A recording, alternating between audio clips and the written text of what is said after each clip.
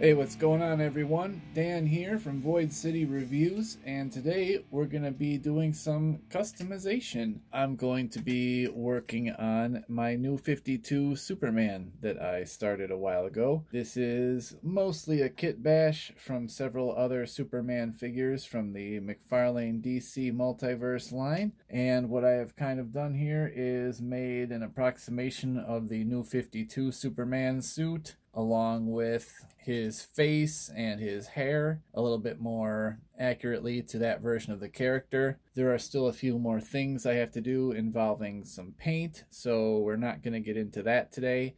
Today what we're going to look at specifically is the hair. I'm trying to replicate a specific version of the new 52 Superman look. When I think of the new 52 Superman, pretty much the very first thing that pops into my head is the Jim Lee version, the pretty much first one that we saw, and he has kind of a specific look to him that I'm trying to replicate with this figure. So just to get into a little bit of what I've done so far here, for starters, to make the body for this guy, what I had to do is get all of the other Superman figures, who I will line up here and show you so I can show you each different piece that I used. So here are the 4 figures that I used to make this new 52 Superman here on the end. First, we have Red Sun Superman. What I used from him was this chest piece, just the top part, not the midsection, but just the top, and the cape that's attached to it, so also this neck piece right here. I used boiling water like I have in this pot in the background here, which we will use in a little bit for what I plan to do today, to pry this logo out of his chest, because obviously that's not the one that I wanted. This is the same mold basically as Action Comics Superman. For Action Comics Superman, what I used is the emblem here. So I did the same thing, boiled it, pried it out of there, had to trim the back a little bit so that it would fit in this one because it's a little bit different underneath. But other than that, it fits almost exactly the same. So fit that in there, right there.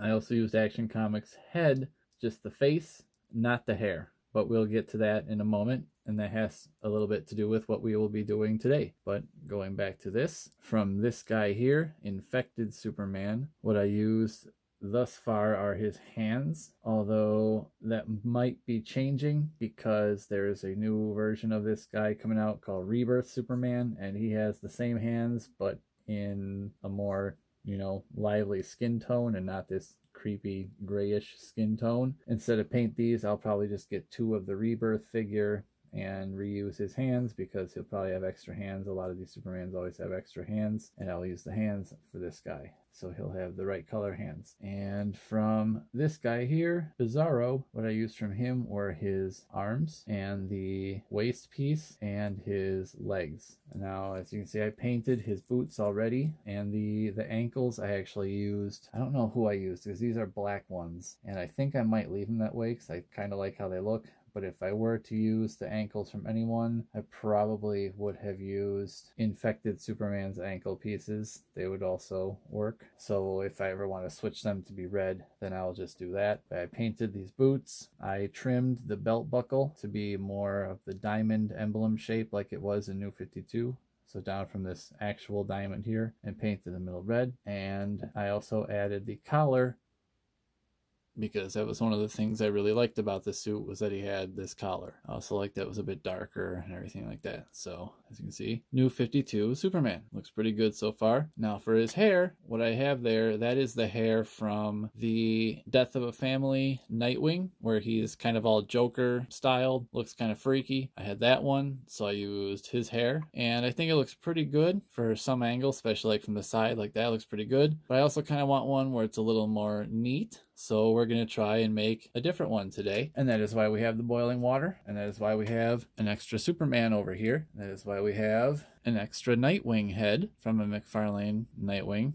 This is from the 2-pack. So he's got the red eyes. So I had a couple of him. So where is this going? Right in the boiling water. And we're going to open up this Superman that we had. Trading card. Very nice. Flight stand, like the one here. Couple more extra hands. Okay, here is Superman. We need to take his head off now. So we will do the same thing. We'll dunk him right in there. This water is still pretty warm, so it shouldn't take very long to get him pretty pliable. That pops right off, and that's what he looks like. So there is Superman. He has been beheaded once again. That's the same head that's on this guy, just with his original hair. So we're going to dunk him also. And we're going to see how Nightwing is doing. Obviously, I'm using the needle nose for this because this water is still pretty warm. It's also why I'm trying to shake it off, because you don't want to get a surprise splash of nearly boiling water all over you. So now these should, see, as you can see, start to just kind of peel right out of there depending on how long you've had it in there. Some will be easier, some will be harder. Just all depends usually on how much glue they put on there. And usually, even if you can't get it off in the whole try, you can drop it in the water again, and then the glue will get even more exposed to the water in new areas and will pop right out. This is going pretty good so far. I apologize, it's just hard to manipulate with the camera in the way, but it is, for the most part, seeming like it's coming right off. This one will require a second dunking. He is more stuck on there than I thought. Let's check on Superman. My last Superman, it was pretty easy getting his hair off, but like I said, a lot of these differ from toy to toy. Okay, so as I mentioned earlier, these hairs are kind of stuck on a bit more firmly than usual this time, and Nightwing's hair especially seems like it's made out of a bit harder of a plastic as well. So I'm gonna drop these again in the water, which I just reheated, so that is now just off the stove. We're gonna leave those in there for, I'm gonna leave them in there a minute or two. That's more than enough, but I just want them to get good and soaked through, and I want that glue to loosen up real well. While I'm at it, I'm also going to remove this guy's head just so that he is ready to go for this new one I'm making.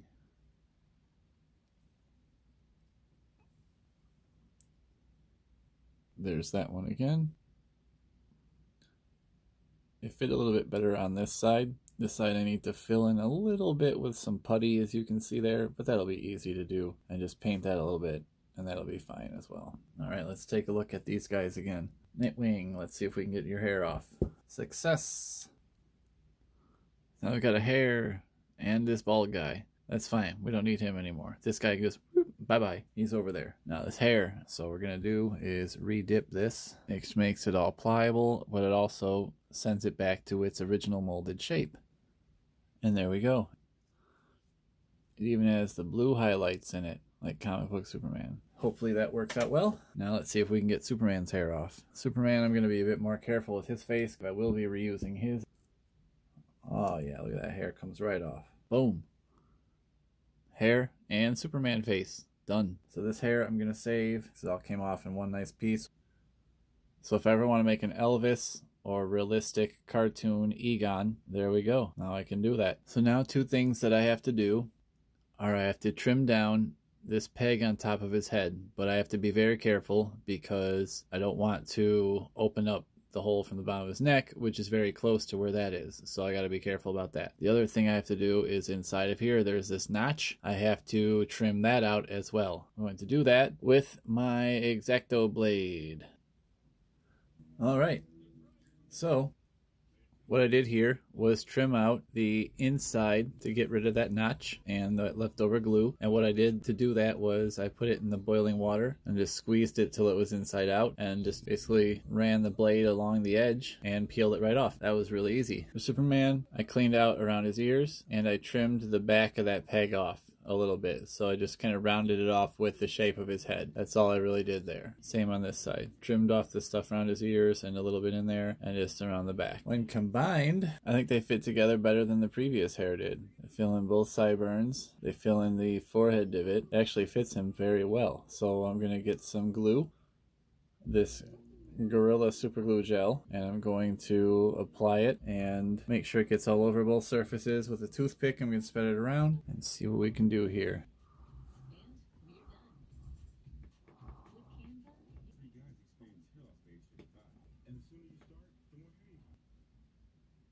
I don't want a ton of this stuff on there because the fumes will burn my eyeballs out, but also because I just don't want a whole bunch of glue flopping everywhere. But we will use a toothpick.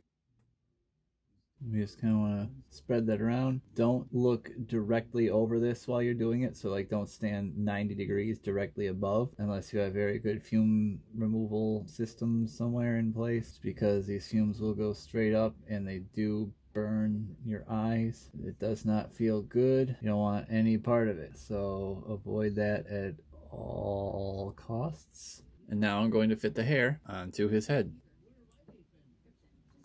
I'm going to kind of hold it right on there so that it sticks on the sides where I want it to on the sideburns, and holds it down to the head until that gets a bit tacky and sticks on there, and then we will be good to go. Well, I think that came out pretty good. If I don't say so myself, I think that looks actually pretty awesome. I think that actually looks a bit better than the one that I had on there before. I know his hair sometimes got a bit messier as New 52 Superman, and he didn't really have the S curl. And while I like this messy hairstyle, I think this is spot on. I think that's perfect, especially with the blue highlights it already has. I think that's really cool. That works very well. There we go. I think that came out really good. The only thing I might still do with this that I'm debating, just because I'm not quite sure how I'll do it, after I eventually etch all the armor lines into his suit that the New 52 design has, because I want to actually etch those on. I don't just want to draw them on there or paint them on. I want them to be etched in kind of like these ones are on his leg there. I'm going to add to those and obviously do the arm ones and the chest one, all that stuff on the armor that he had, the boot ones even. I might try to add a little bit of a metallic finish to this guy, just because the New 52 Superman sort of had a little bit of a metallic look. But a lot of the action figures and toys and statues, and just whenever I think about it, it kind of seems like he'd be like that. And the emblem has a metallic finish to it, which I like. But I also kind of like how that stands apart, so I might leave that and just do the etching in of the armor lines. But as far as the hair goes, I think that looks really good for the New 52 Superman look, and I think this figure does everything I want it to do.